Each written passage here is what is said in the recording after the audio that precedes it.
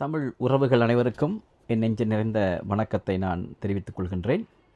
தமிழ் மொழியின் சொற்கட்டமைப்பில் மிக மிக இன்றியமையா சிறப்புக்குரிய மிக ஆழமான பொருள் பொதிந்த தன்மையை கொண்ட மூன்று ஒலிகள் மிக முகாமையானவை என்பதை இலக்கணவியலாலும் தமிழ் ஆய்வியலாலும் அறிந்தவர்கள் கட்டாயம் உணர்ந்திருப்பார்கள்.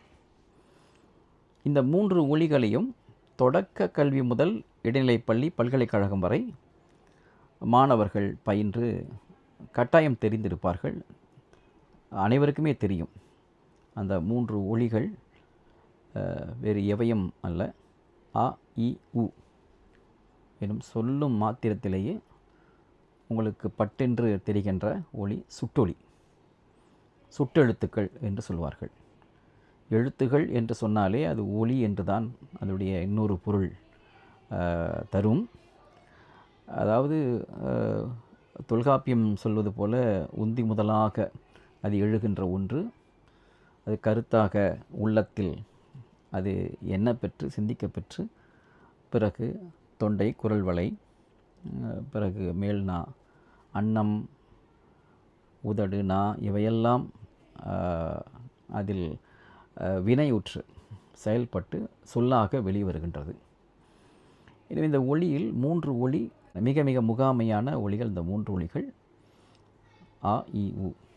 ஆனால் இந்த ஆ இ உ என்றும் இந்த நான் குறிலாக சொல்கிற அந்த ஒலிகளுக்கு மூல ஒலி ஆ இ உ என்பனதான். தொடக்க கால மாந்தன் உணர்ச்சியாக அவன் ஒலிகளை எழுப்பினான். அவ்வாறு எழுப்புகின்ற பொழுதுதான் அவனுடைய உணர்ச்சி வெளிப்படம் இயல்பானது. விலங்குகள் கூட ஒலிகளை எழுப்புகின்ற பொழுது உரத்து தான் எழுப்பும். இப்போ மாடு கத்துகின்ற பொழுது மா என்று தான் கத்தும்.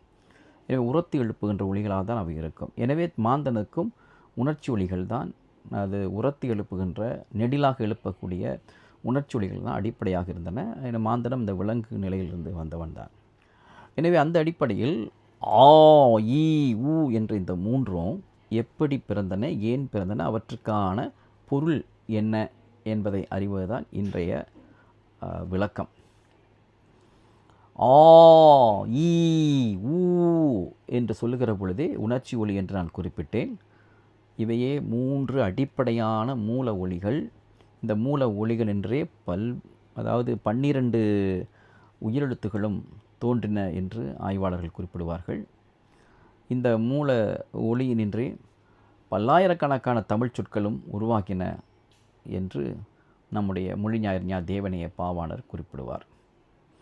தொடக்க கால மாந்தன் தொலைவே உள்ள பொருள்களையோ அல்லது ஆட்களையோ யாதாம் ஒரு நிகழ்ச்சியையோ சுட்டி சொல்வதற்கு அவன் வாயை விரித்து தான் சொன்னான். ஆ என்று வாயை பிளக்கின்ற பொழுது அது அகன்றிருக்கிறது. எனவே அகன்றிருக்கிற அந்த வாய் பிளப்பு என்பது தொலைவாக இருக்கிறது என்பதை பிறருக்கு உணர்த்துவதற்காக வாய்ச்செய்கை ஒலியின் அடிப்படையிலே சுட்டொலி பிறந்தது. சுட்டொலி என்பதற்கான காரணம் தொலைவாக இருக்கக்கூடிய ஒரு பொருளை, ஒரு ஆளை, ஒரு இடத்தை சுட்டி சொல்கிற இடமாக அது ஆகியது. எனவே அதற்கு சுட்டொலி என்று பொருளாக்கியது. வாய்ச்செய்கை ஒலியாக இருந்தாலும் சுட்டொலி என்றும் பொருளாக்கியது. எனவே தொலைவாக இருக்கக்கூடிய ஒன்றை சுட்டி சொல்வதற்கு ஆ ஆ என்று வாயை விரித்து சொன்னான்.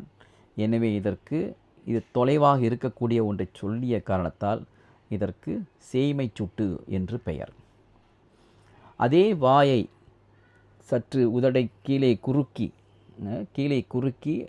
நெருக்கி அருகில் கொண்டு வந்து சொல்லுகின்ற பொழுது பிறக்கின்ற ஒலிதான் ஈ.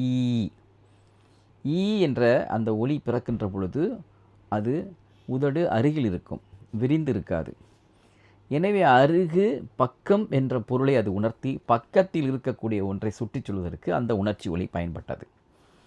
ஈ ஆ தொலைவு, சேய்மை, ஈ பக்கத்தில். அப்படி என்றால் மூன்றாவதாக நாம் சொல்லக்கூடிய ஊ. இந்த ஊ என்று சொல்லுகின்ற பொழுதே இலக்கணத்தில் குறிப்பிடுகின்ற செய்தி என்னவென்றால், இந்த தொலைவுக்கும் அருகிற்கும் இடைப்பட்ட ஒரு பொருளை, ஒரு ஆளை சுட்டிச் சொல்வதற்கு பயன்படுவது என்றுதான் குறிப்பிடுவார்கள். ஆனால் இந்த உதடு அமைப்பு முறையில் நீங்கள் ஆய்வு செய்து பார்த்தால் மிக எளிமையாக இதை நாம் கணித்து விடலாம். ஆ விரித்து சொல்கிறோம், ஈ நெருக்கி சொல்கிறோம், ஊ என்பது குவித்து சொல்கிறோம். ஊ என்று சொல்லுகிற போது உதடு குவிந்து முன்னோக்கி செல்கிறது. எனவே அப்படி என்றால் இந்த சுட்டு இடத்தை சுட்டி சொல்லுகிற பொழுது ஊ என்பது முன்னோக்கி இருக்கக்கூடிய ஒன்றை, ஒரு பொருளை, ஒரு ஆளை, ஒரு நிகழ்வை சுட்டி சொல்வதற்கு பயன்படுத்தப்பட்ட நெட்டோசியாக அது ஆகியது. ஊ என்றால் முன்னே தானே குவிகிறது. எனவே ஆ என்று சொல்வது சேய்மை சுட்டு என்றாகியது, ஈ என்று சொல்வது அண்மை சுட்டு என்றாகியது, ஊ என்று சொல்வது முன்மை சுட்டு என்று ஆகியது.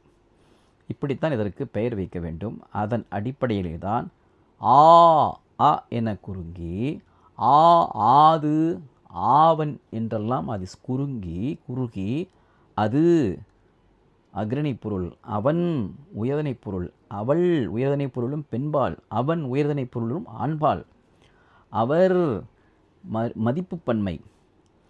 பிற்காலத்தில் கல்விகுதி சேர்த்து கொண்டோம். தொடக்கத்தில் அவர் என்றாலே பன்மைதான். கல்விகுதி சேர்த்து கொண்டால் அவர்கள் என்றாகியது.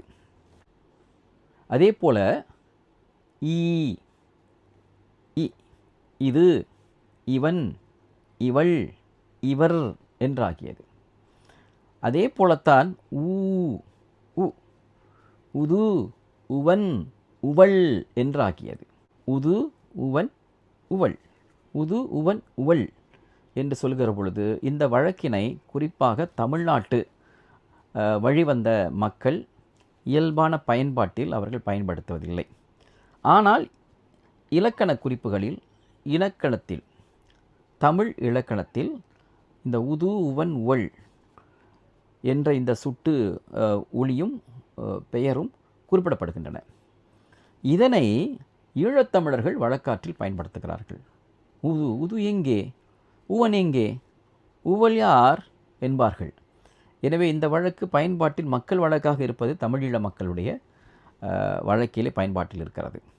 எனவே இங்கே நாம் அறிந்து கொண்ட மிக சுருக்கமான செய்தி, ஆ என்பது வாயை விரித்து சேய்மை சுட்டாக சொல்கிறோம். ஈ என்பது விரித்த வாயை குறுக்கி அண்மை சுட்டாக சொல்கிறோம். அதற்கு பேர் அண்மை சுட்டு.